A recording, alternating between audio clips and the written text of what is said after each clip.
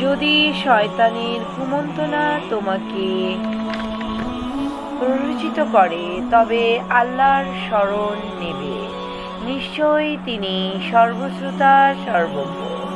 নিশ্চয়ই যারা পরেজগার যখন তাদের শয়তান কুমন্ত্রণা দেয়, তখন তারা আল্লাহকে স্মরণ করে এবং এতে তাদের জ্ঞান চক্ষু খুলে যায়।